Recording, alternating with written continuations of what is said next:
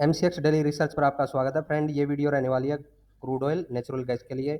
सभी candle hourly हैं क्योंकि वीकली टारगेट की चर्चा रहेगी फ्रेंड, और वीकली टारगेट की बात होगी। मंडे से हमें क्या कुछ प्राइस देखने को मिल सकता है क्रूड ऑयल और नेचुरल गैस का। तो देखिए, नेचुरल गैस की ओपनिंग मायने रखेगी। डाउन ट्रेंड की तरफ अभी सिग्नल है, फिर भी हमें ओपनिंग की तरफ जाना है कि ओपनिंग कहाँ पर होती है नेचुरल गैस की। और ये वीक है क्रूड ऑयल के लिए काफ़ी न्यूट्रल रहा। क्यों बोल रहा हूँ फ्रेंड मैं, देखिए पहले इस ट्रेंड लाइन के नीचे प्राइस मिलता हमें, ठीक है। प्राइस मिलने के बाद क्या था, डाउन साइड का सिग्नल था, रेजिस्टेंस इस जोन से। ये हमने एक रेजिस्टेंस बना रखा था चमन 40 की तरफ। उस रेजिस्टेंस के करीब तक मैंने बोला भी था पिछले वीक में, अगर ये आई ब्रेक होने के बाद इसके ऊपर सस्टेन होना जरूरी है और इस लेवल के ऊपर फिर से प्राइस बढ़ेगा तो तेजी की तरफ बढ़ेंगे। और जैसे ही आई के नीचे प्राइस निकलेगा वहां से सेल साइड में एंट्री बनेगी क्रूड की, और सेल साइड में ही वीक के टारगेट हमें देखने को मिले फ्रेंड। लगभग 51-50 की रेंज हमें देखने को मिली क्रूड के अंदर। टारगेट हालांकि हमारा क्या था, 51-10 की तरफ का था। ऐसा क्यों रहा, उस पहले ही प्राइस क्यों मुड़ गया? तो इन कैंडल का जो ये लो बना था, देखिए इसके नीचे यहाँ पर क्लोजिंग हमें नहीं मिल पाई, इसलिए इस जोन के और इस जोन के बीच से प्राइस का रिवर्सल देखने को मिला फ्राइडे को में। तो अभी आगे की क्या सिचुएशन है क्रूड के लिए? क्रूड के लिए फ्रेंड देखिएगा, चार्ट के हिसाब से और मार्केट के हिसाब से हमें चलना है फ्रेंड। जो चार्ट बोले मार्केट कहे उसी साइड में अगर हम बने रहेंगे तो अच्छे खासे टारगेट देखने को मिलेंगे। और इसके अगेंस्ट हम चलेंगे तो फ्रेंड फिर ये बार बार हमारे एसएल भी हिट करेगा और लॉस की तरफ हमें लेकर के जाएगा। तो यहाँ पर देखिए जो क्रूड का प्राइस है, मैं अगर चार्ट को छोटा कर दूं, अप साइड से भी एक ट्रेंड लाइन आती हुई दिखाई दे रही है, ये है वो ट्रेंड लाइन, ठीक। यहाँ पर इस जोन, इस रेजिस्टेंस के ऊपर से, यानी कि इस वीक का जो हाई बना हुआ है, यहाँ से क्या दिखाई दे रही है हमें, क्रूड में तेजी दिखाई दे रही है। वो तेजी हमें इस प्राइस की तरफ या इस ट्रेंड लाइन की तरफ जाती हुई दिखाई दे रही है। इसके ऊपर इस तरह से प्राइस सस्टेन हो पड़ेगा तो और तेजी, अदरवाइज फ्रेंड इस ट्रेंड लाइन से फिर से हमें गिरावट देखने को मिल सकती है। इस चीज़ का भी आपको ध्यान रखना है। तेजी कहाँ से? इस वीक के हाई से। और अगर यहाँ पर क्लोजिंग अभी 52-60 के करीब, इस रेंज से क्या कुछ दिखाई दे रहा है?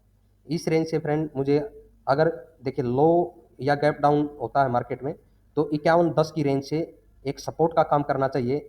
अगर यहाँ पर ग्रीन कैंडल बने, उसका प्राइस ब्रेक हो तो वापिस से 52-50 की तरफ, इसके ऊपर भी सस्टेन हो प्राइस, तो कंटिन्यू तेजी बनी रहेगी फ्रेंड। और हमें फिर ये वीक का हाई भी ब्रेक होता हुआ दिखाई दे सकता है और इस ट्रेंड लाइन की तरफ प्राइस जाता हुआ आपको दिखाई देगा, ठीक है। कब? जब ये 51-10 की रेंज में प्राइस संभल जाएगा इस लाइन के ऊपर आवरली कैंडल के साथ। आ गई बात समझ में? अगर इसके नीचे निकल कर और रीटेस्ट कर नीचे गिरने लगता है, क्या करेंगे? फिर डाउन ट्रेंड ही बने रहने की संभावना रहेगी वीक के अंदर फ्रेंड। डाउन ट्रेंड ही क्रूड के अंदर बने रहने की संभावना रहेगी। टारगेट क्या क्या देखने को मिल सकते हैं? 49-50-51-10 के नीचे। और अगला टारगेट हमें देखने को मिल सकता है फ्रेंड 47-70 के करीब, ठीक है। ये हमें टारगेट सेल साइड में क्रूड के देखने को मिल सकते हैं, अगर 51-10 के ऊपर प्राइस नहीं संभलता और नीचे गिरने लगता है तो इस तरह से, ठीक है। 47-70 तक भी प्राइस आपको लुढ़कता हुआ दिखाई दे सकता है क्रूड का। अगर देखिए डाउन ट्रेंड ये नीचे हमने सपोर्ट बनाई थी और प्राइस इस रेंज में 47-70 की तरफ गिरकर भी संभल जाए तो भी एक तेजी लौटने की संभावना रहेगी क्रूड के अंदर। इस चीज़ का भी आपको ध्यान रखना है, ठीक है। एसएल कहाँ पर रखें? अगर देखिए यहाँ पर ये सेल साइड ट्रिगर होता है और इस तरह से प्राइस गिरता है 47-70 की रेंज में, तो इन कैंडल के लो के साथ दोबारा एक तेजी दिखाई दे सकती है अप साइड में। ये कैंडल का लो लगभग 47-10-20 की रेंज है, वहाँ तक का है, और एक तेजी कंटिन्यू अप साइड में फिर दिखाई दे सकती है वापिस से 51-50 की तरफ, 51-50 से 52-50 की तरफ, ठीक है। ये रेंज हमें वापिस से दिखाई दे सकती है गिरने के बाद भी, अगर ये लो ब्रेक नहीं हुआ तो। एनजी की बात और कर लेते हैं फ्रेंड। ये एनजी का चार्ट है, सभी कैंडल यहाँ पर भी आवर लिए हैं फ्रेंड, छोटी कैंडल है। आगे इसको बड़ा करेंगे, पहले एक बार प्राइस एक्शन को समझ लो। सेल साइड में अभी जो कब जाना है, जो ये लो लगा हुआ 266 के करीब का एनजी का, ये ब्रेक होते ही सेल साइड में कंटिन्यू रह सकते हैं फ्रेंड, ठीक है। फिर इनके करीब आने का प्राइस प्रयास करेगा 250 की तरफ, 266 के नीचे 250 की तरफ। अगर, और मेरा मानना है कि ये शायद इस रेंज को भी एक बार ब्रेक कर दे और लगभग 220-25 की रेंज या ये ट्रेंड लाइन की तरफ आपको एनजी का प्राइस गिरता हुआ दिखाई दे, अगर ये लो ब्रेक होता है तो, ठीक है। 266 का लो ब्रेक होगा तो हमें फिर से इस रेंज में, ये लो ब्रेक हुआ तो इस ट्रेंड लाइन की तरफ भी हमें प्राइस गिरता हुआ दिखाई दे सकता है 220-25 की रेंज में कंटिन्यू सेलिंग की बात हो रही है यहाँ पर 266 के नीचे। और अभी भी ट्रेंड डाउन ही है फ्रेंड। बाई साइड में कब बढ़ना है? अगर गैप अप हो और इन कैंडल की क्लोजिंग के एसएल के साथ ही बाई साइड में जा सकते हैं फ्रेंड। ये जो कैंडल है यहाँ पर बनी हुई, ये इशारा देगी अगर ब्रेक होती है तो कि प्राइस बाई साइड की तरफ मुड़ चुका है।